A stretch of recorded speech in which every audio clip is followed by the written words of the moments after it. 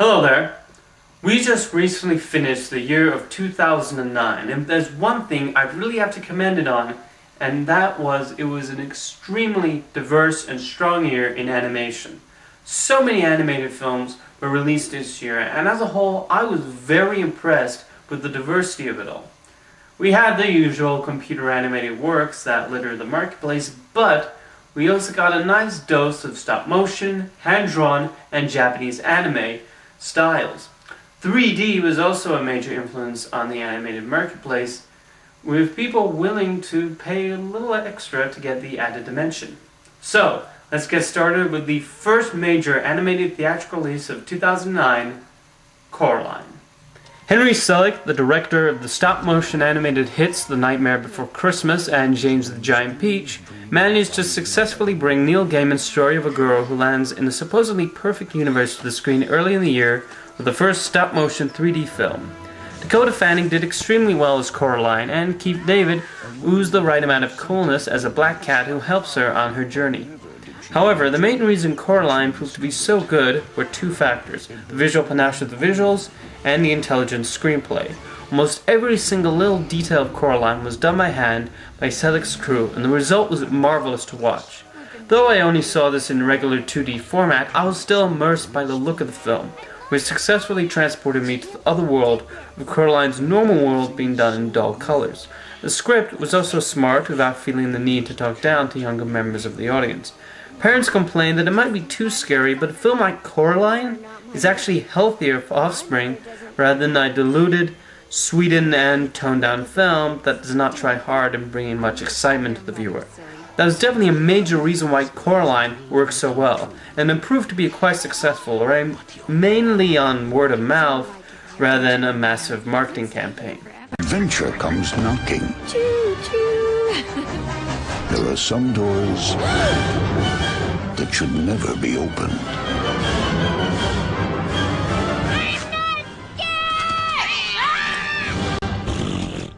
Coraline. Meanwhile, showing that making massive heaps of money does not necessarily equal a sign of quality, in March, DreamWorks released their 3D animated comedy Monsters vs. Aliens that just felt uninspired from start to finish.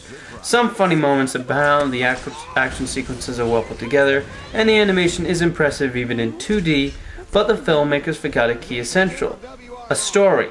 The film just felt like a fun excuse to show off some impressive visuals, but without a concrete story, it's hard to care for the main characters or their quest to save the world. Susan is quite underdeveloped, and I didn't feel much emotion for a character in the same way I did for, say, Stitch or Wall-E, to name other well-known animated characters. The best aspect of the film is Bob. Seth Rogen does a great job in the role, and even when he's not saying anything or when the scene is not centered on him, the character's facial expressions are hilarious to watch. Stephen Colbert also does some funny work as the President of the United States, the role he was pretty much born to play. In conclusion, Monsters vs. Aliens is like an amusement park ride. You have fun while on it, it all passes by very quickly, and then you forget about it some moments later as you go on the next ride. Let me just say, the $4 ticket price I paid to see it was quite appropriate. Is coming in 3D. Wow. Bob, help me! Sorry, I was just staring at this bird over there. DreamWorks Monsters vs. Aliens. Hi. You can call me Bob. Did I come on too strong? I'm a little rusty. Oh, I feel so stupid. I think that Jell-O gave me a fake phone number. As per expected, the summer produced another success for Pixar with Up. The incredibly talented filmmakers at Pixar Animation Studios once again succeeded in creating an imaginative and funny motion picture with likable characters and, most importantly of all, a touching story. Already from the excellent opening montage, we're immersed by Carl's story and saddened by his wife's tragic death. From then on, the film becomes more humorous, and it really is quite funny, with the energetic young Boy Scout Russell, the happy dog Doug, and the colorful bird Kevin already providing equal amounts of laughs. However, the bits with the high-pitched voice dog did nothing for me, instead inspiring memories of Alvin and the Chipmunks, which is hardly a good thing. However, that's my only major complaint regarding Up. When it has its more dramatic scenes, it never feels jarring and adds well to the emotional arc of the story. Best of all, co-writers Bob Peterson and Pete Docter make the dialogue sound real, especially when Carl and his childhood idol, Charles Muntz, are conversing with each other. The look of the film is also really impressive, giving off a feel very similar to Walt Disney's Pinocchio. The 3D is also really well done, pulling you into the action sequences and really brightening up the balloons. Overall, Up was another outstanding hit for Pixar, both quality and box office wise, continuing their stronghold on the animation medium and showing that it doesn't matter if you have a 78-year-old man in the lead, if it has a great story, people will respond to it. Beep, beep, beep, boop, boop. With my Wilderness Explorer GPS, we'll never be lost. Oops. Disney Pixar's Up.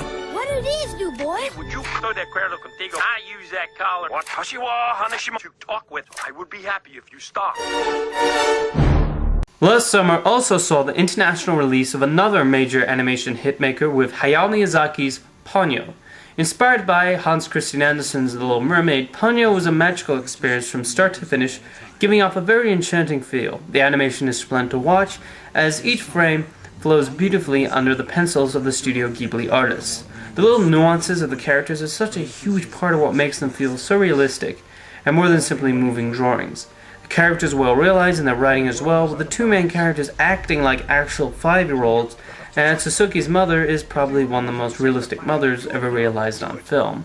The humor is also very good, particularly in the moments of Ponyo learning bit by bit about the human world. The English language voice cast also managed to inhabit the characters, with Tina Fey being the best of the bunch, and surprisingly, Frankie Jonas and Noah Cyrus also turn in natural performances. Disney may have hired them for their surnames, but they are surprisingly effective in their roles. Very surprising in a good way. In conclusion, this is yet another terrific film from Miyazaki, and anybody who's a fan of his work or animation in general should definitely see this.